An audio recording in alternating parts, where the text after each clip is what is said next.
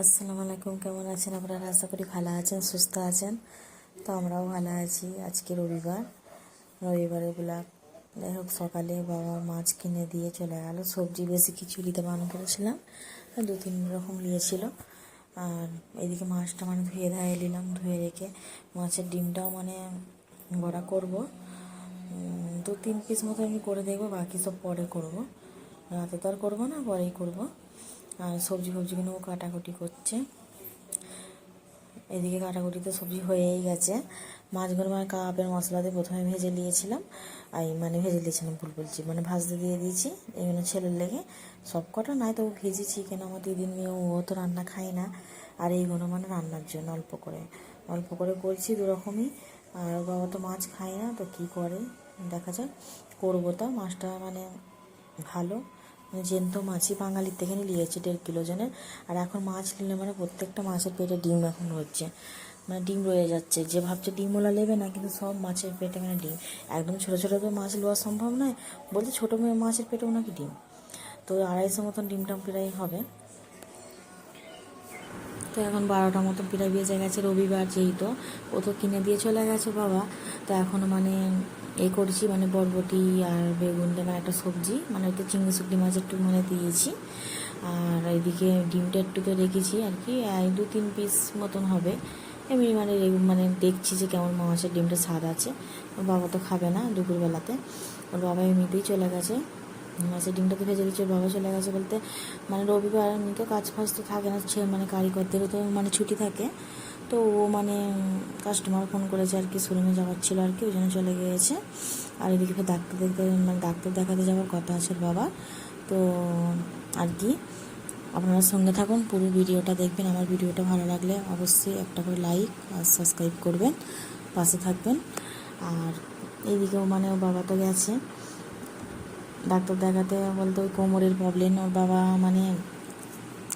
আর কি, সেই আইবুড়োবেলা যখন 6 বছর আগে, 6 বছর তো আমাদের বিয়ে হয়েছে, 6 বছর আগে যেমন আগে জিম করতো। তো এখন তো করা ছেড়ে দিয়েছে, বিজনেসের ব্যাপারে নিজের কাজকর্ম এতে আর করতে চায় না। আর আমিও বলি অনেকবার, তো বলে জিম করে কী হবে।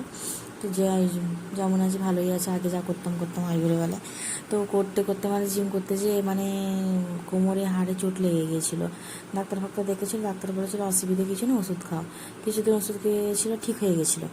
আবার এখন একটু বেশিক্ষণ স্কুলে আর করলে কোমরে আর কি প্রচুর লাগে। ওই জন্য আর কি ফটো করতে হবে, বলছে যে আপনি করে নেবো।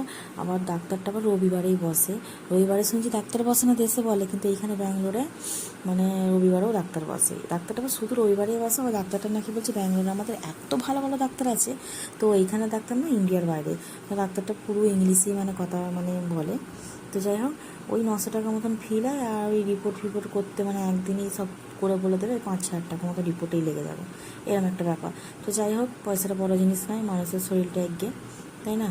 তো এদিকে মাছে নুন দিয়ে দিলাম, দিয়ে দিই আর কি পেঁয়াজের উপরে। আমি পেঁয়াজ, টমেটো আর কাঁচা লঙ্কা এখন দিয়ে দিই। আগে দিতাম না, আগে পেঁয়াজ নরম হলে টমেটো দিতাম। এখন একসঙ্গে দিয়ে দিলে কি পুরো টমেটোটাও ঘেঁটে যায়। আমার তো এরকম হয়, আপনারা কীরকম করেন জানি না। তো যাই হোক, যে যেরকমভাবে করে, সবাইয়ের তো রান্না তো এক না। তো আমাদের বাঙালিদের রান্না তো তুলনা নেই, সবাই রান্না স্বাদ হয়। তো এক এক করে মশলাপাতি দিয়ে দেবো, সবটা তো দেখানোটা সম্ভব না, তাই ভিডিওটা অনেকটাই বড় হয়ে গেছে। আদা রসুন দিয়ে দিচ্ছি ওর উপরে, লঙ্কা, হলুদ, জিরে, ধনে, যা যা দেবো আর কি সব দিয়ে দেবো। দিয়ে এখন অনেকক্ষণ আর কি লাড়বো আর কি, তাকে বলা হয় ফ্রাই করা। তো আধা ঘন্টা তরকারি না টেস্টি হবে। আর মাছটা আমি ভালো।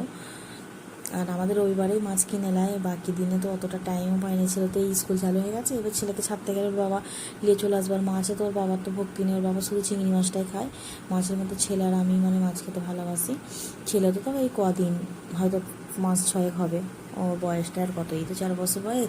ছোটো থেকে তখন অতটা দিতাম না, ভয় খেতাম কাঁটার ভয়ে, বাচ্চা কখন কী হয়ে যাবে। বাচ্চা ছেলে তো এখন ও মাছ খেতে ভালোবাসে, ওকে দিই ভেজে, ভাজা খায়, রান্না তো খায় না। রান্না এখন কোনো কিছুই খাওয়া শেখে নে।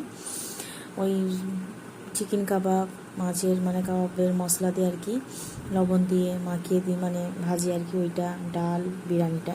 তো বিরিয়ানি আগের দিনের আছে, আগের দিনে রাতে মানে ওর বাবা বিরিয়ানি নিয়ে এসেছিলো, বিরিয়ানি আছে, ছেলেকে বিরিয়ানিটা গরম করতে বললো। আর আমি ডাল করিনি, মাছের ঝাল, বরবটির সবজি আর মাছের ডিমটা করেছি।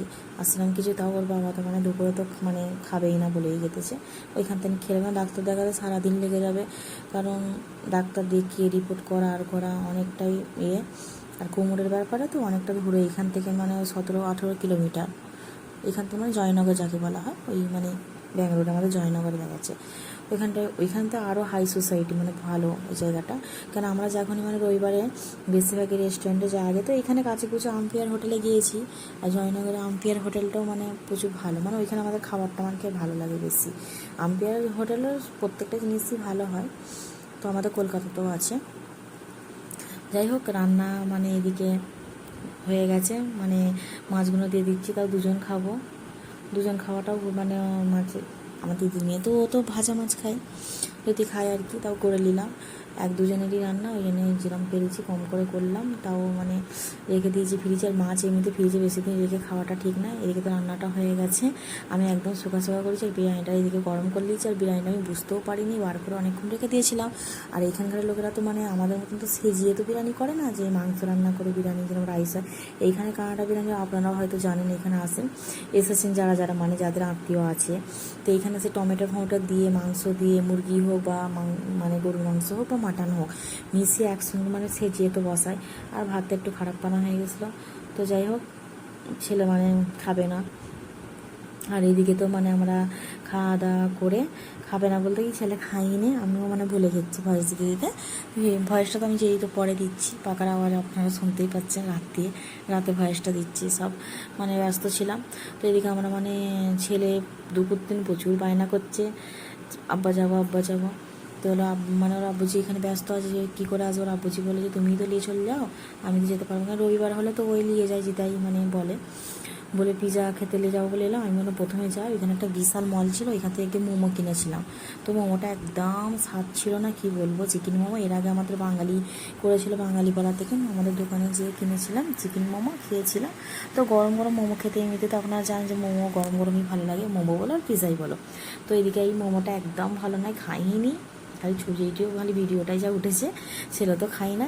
আর এদিকে পিজা 2টো অর্ডার করেছিলাম, দুটোই 4 পিস করে, 8 পিসে ওই পড়েছিল, মানে অফার ছিল। আবার আমি ভেবেছিলাম 600 টাকা মতন হবে, কিন্তু কমই হয়েছে, বেশি হয়নি। ওই যাই হোক 350 টাকা মতন পড়েছিল দুটো মিলে অফারে না, কিন্তু তাও স্প্রাইট হবে এটা সেটা অর্ডার করেছেন, তো পড়ে গিয়েছিলো। আর এখানে বাবা নিয়ে অটো করে গেছে আমাদের ব্যাঙ্গালোরে, এই মানে একটুখানি অটো করে যাওয়া মানে, অটোওয়ালাদের প্রচুর মানে ভাও আর চার্জ বেশি। একটুখানি যাওয়া মানে 200-300 টাকা করলে, আমরা তো গেলাম, আসা যাওয়া করলে আমাদের পার্সোনাল অটো করেই, মানে বাড়ির নিচেতেই। তো ও নিয়েছিল, মানে কাছে একদমই, তো 200 টাকা মানে 200 টাকা নিয়েছিল আর কি, এটা আর কি বলছি। তো এদিকে আমাদের পাশের বিল্ডিংয়ে মানে সব ওরা ধোয়াধুয়ি করছিল, এখানে ভিডিও করছিলাম, ছেলে বলছিল কত বাসনপত্র, এইটুকুনি। তো আপনারা ভালো থাকবেন, সুস্থ থাকবেন, দেখা হচ্ছে পরে একটা ব্লগে।